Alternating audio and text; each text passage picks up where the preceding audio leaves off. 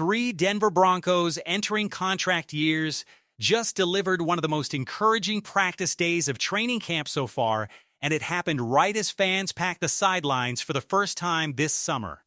Let's break down exactly what Evan Engram, Marvin Mims, and Riley Moss showed off, plus a legendary press conference moment and some genuinely exciting quarterback and receiver takeaways from Day 3. Let's start with Evan Engram, who's entering the final year of his contract and clearly playing with real purpose. This roster added a couple of tight end options in the draft, and head coach Sean Payton has been fairly open about competition existing at that position as well. So for a solidified veteran to come out and make real plays right now genuinely matters. On this particular day, the offense pushed the ball downfield to him twice, connecting on what would have been a 30-plus yard touchdown from Jarrett Stidham on a deep over route, and Sam Ehlinger found him for a completion as well. Payton specifically said afterward that this staff wants to get Engram's speed involved more, emphasizing his running ability as something they want to capitalize on. That's exactly the missing element this offense has been searching for at tight end. Last season was genuinely frustrating in that regard. Every time Engram flashed in an individual game, whether against Philadelphia, the Giants, or Washington, it felt like the beginning of a real sustained role, only for that involvement to fade right back out. It never became consistent. With Davis Webb now calling plays, and given that Webb was reportedly a significant reason Engram signed with this franchise in the first place, there's real reason to believe his role finally expands in a meaningful, sustained way this time around. What's actually different early on is subtle but real. When this offense lines up in 11 personnel, Engram appears to be featured prominently within that rotation, even with a returning veteran tight end also in the mix on a fresh multi-year deal.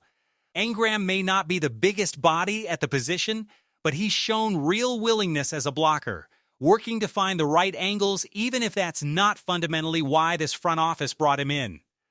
Looking back at how he got involved down the stretch last season, including a big, deep completion against Jacksonville that helped push a drive into scoring range. The clear plan appears to be getting him the football in space on shorter, underneath concepts, and simply letting his athleticism and running ability do the rest.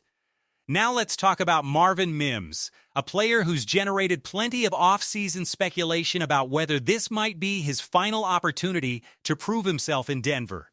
Despite an active rotation at receiver, he had himself a genuine day, hauling in an early 7-on-7 completion before later beating cornerback Riley Moss on a 50-plus yard connection down the left sideline, tracking a beautifully placed deep ball with real concentration despite Moss trailing closely in coverage. That kind of downfield tracking ability might be Mims's single greatest strength compared to anyone else in this receiver room. Rewind back to a memorable deep connection against Cincinnati, one of the longest throws in recent tracking history, and he hauled that in as well. That same skill set translates directly to his value as a punt returner too, since tracking the ball cleanly. Securing it in traffic and immediately knowing what to do with it are all cut from the same cloth. There's also real reporting suggesting Mims is running a noticeably more expanded, diversified route tree in practice, and combined with increased usage in pre-snap motion, that starts to paint a picture of genuine long-term investment in his role rather than just short-term opportunism. And that raises a fair question worth asking: at what point does this front office start discussing a real contract extension? Mims has never played even 40% of this offense's snaps in a season, and yet he continues coming up in truly clutch moments. If he's finally getting more consistently involved right as his contract situation becomes relevant, that's exactly the kind of value this front office should want to lock down long-term. Speaking of clutch moments, Mims delivered another one during a simulated 2-minute drill period. With the offense working against a mock end-of-half scenario and under 2 minutes on the clock, Bo Nix worked through a string of completions to Courtland Sutton, Troy Franklin, and Jalen Waddle before ultimately connecting with Mims on a deep out route that would have realistically set up a short, makeable field goal attempt with just seconds remaining. That's exactly the kind of high-leverage production that should make the case for expanding his role even further as this season approaches.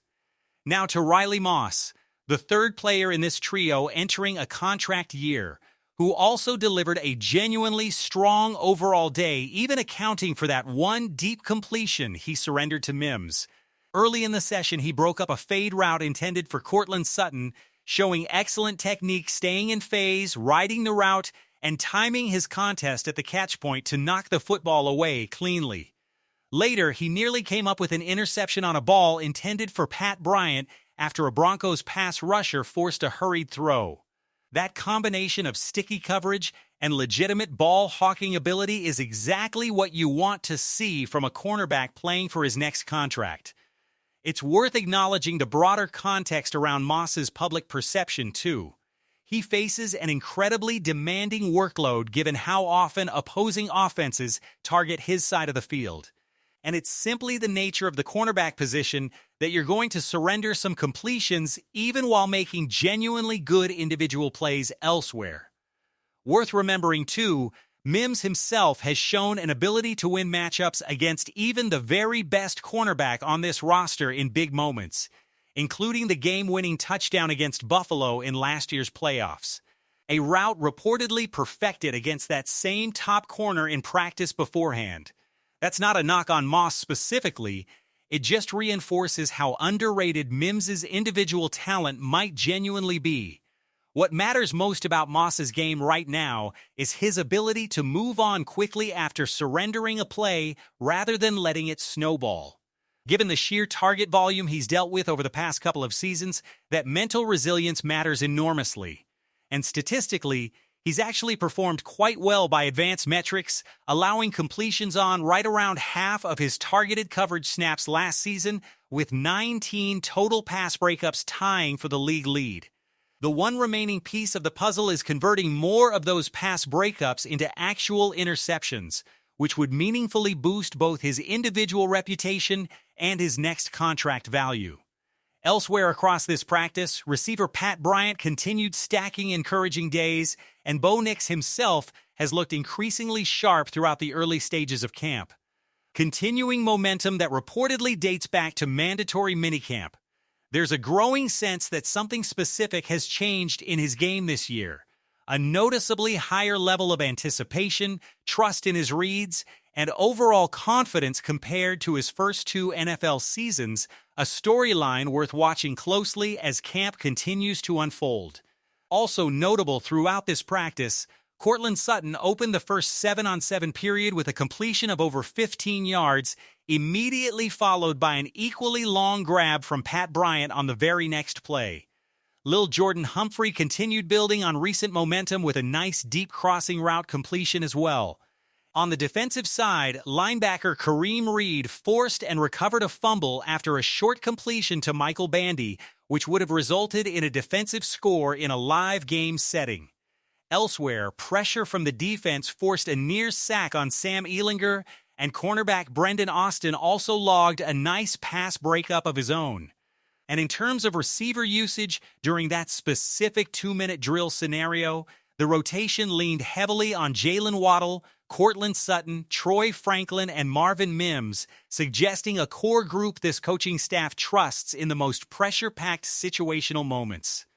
True to form, Sean Payton continues declining to reveal any real hierarchy publicly, insisting this coaching staff simply evaluates every situation and every receiver individually rather than assigning firm 1, 2, or 3 designations.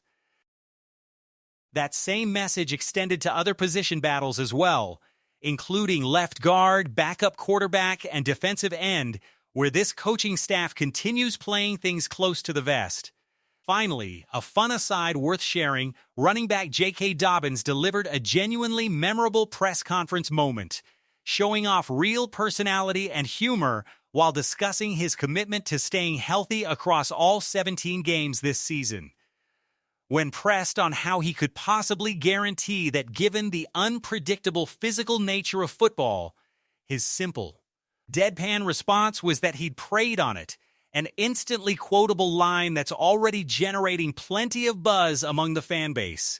It's exactly the kind of genuine, likable personality that makes a player easy to root for in the locker room. So here's where things stand after this particular day of camp.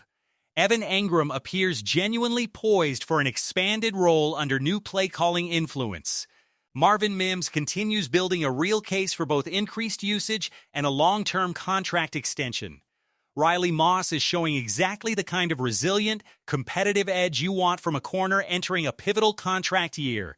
And this offense as a whole, led by an increasingly confident Bo Nix, looks like it's off to a genuinely encouraging start compared to previous training camps.